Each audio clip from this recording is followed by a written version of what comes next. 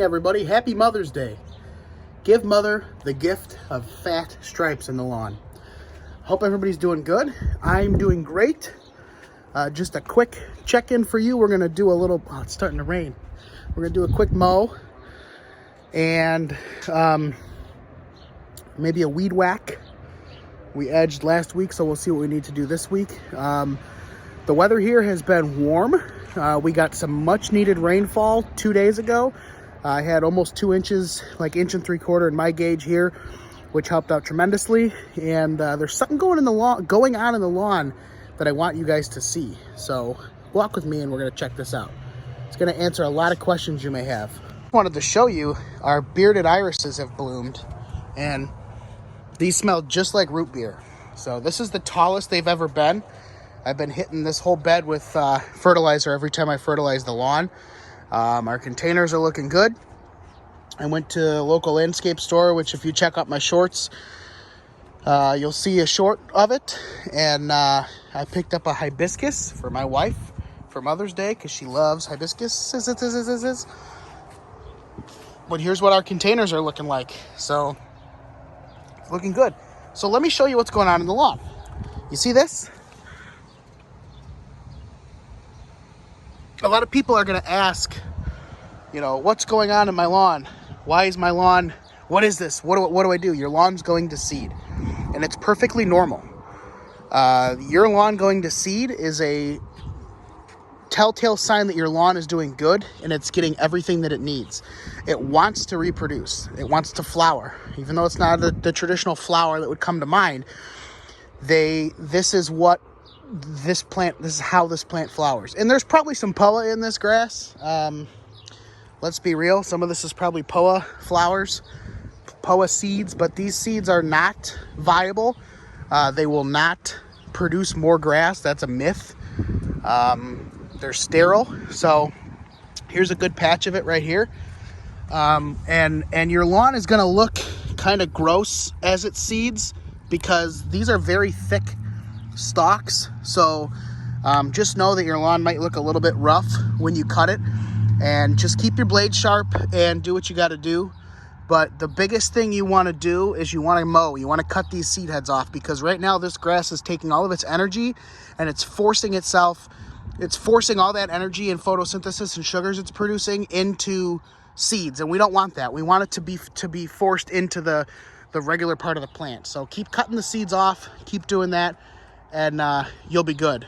We got the yearly thistle invasion has begun in my daylilies here. Thistle is the freaking worst. And here is what broadleaf herbicide will do to a non-target plant.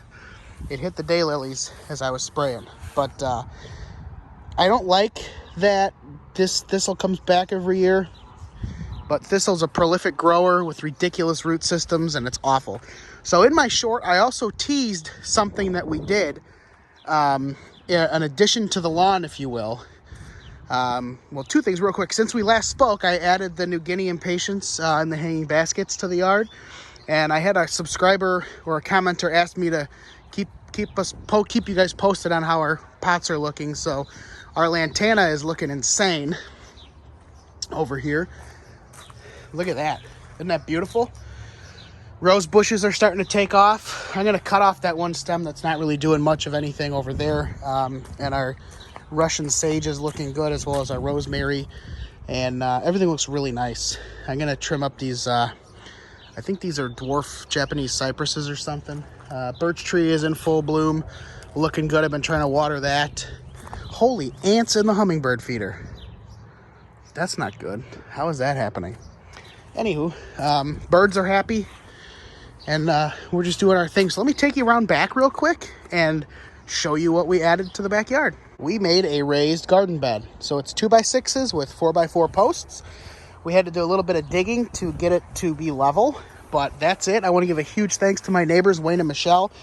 They're like Mr. and Mrs. Bob Vila. They're super handy and they can build anything. So that is going to be an addition to the yard. We're going to fill this up with some dirt, and we are going to have a wonderful time and a bountiful harvest. So that's what we got. We're going to mow back here because we're a little bit out of control. And yeah, so I don't know if I'm going to film the mowing at all, but either way, just stick around and enjoy.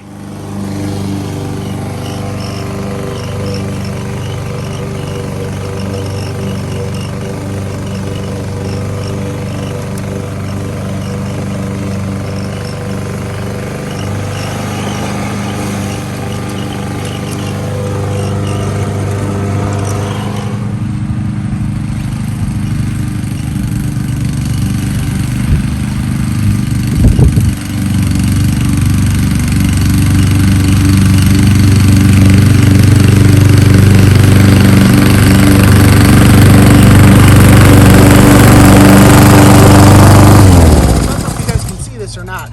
But a lot of people think that baseball fields, you know, they mow one pass and skip another. That's not how it works. They have either rollers or push broom style brushes on their mowers, and it makes the grass lay down one direction, and when they turn around it lays down the other direction, and that's how you get the stripes. They use where the stadium lights aim at night to decide where they're going to put their stripes for a night game, and then during the day they look at the angles of the suns and where the cameras are going to be, and they stripe accordingly. So since my house faces south, I am mowing north and south, because even though it's cloudy right now, the sun is directly behind me. So I want my stripes to be visible from the street. So I'm mowing north and south with the sun behind me. If the sun was on the west side of the sky at the end of the day, I'd be mowing east and west. So it's all in how you use the sun to your advantage. And on a day like today where it's cloudy, where you're sitting right now at the camera angle, the stripes are actually popping a little bit more coming this way. I'll show you how it looks when it's all done.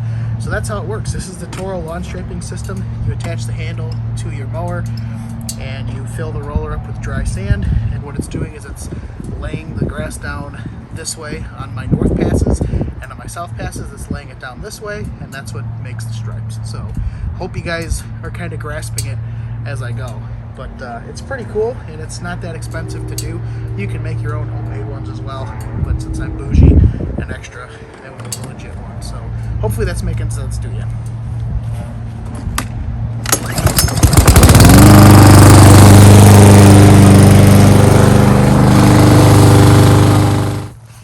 Oh my God, them freaking rabbits. Check out those roots, John Perry.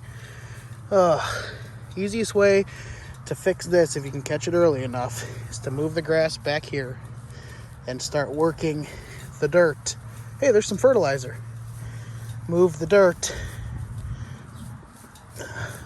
Sons of bitches. Back into the hole. This one's pretty fresh.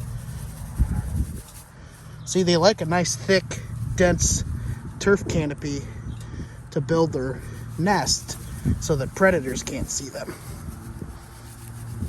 We'll show progress of this too. But you want to just fluff up the grass and then just kind of, it's not probably going to take, but unbelievable. Right in my main stage. They got the whole backyard. Whew. Oh well, that's how you fix that. Catch it early. There it is. Give Mom the gift of stripes this Mother's Day. Isn't it beautiful? Just got to blow things off, and I'm working on mastering my edges with a string trimmer. I'm usually a blade edger kind of guy, but I'm happy with it. So that's the moral of the story. Remember, do something in the lawn, even if it's wrong. Subscribe, and we'll see you.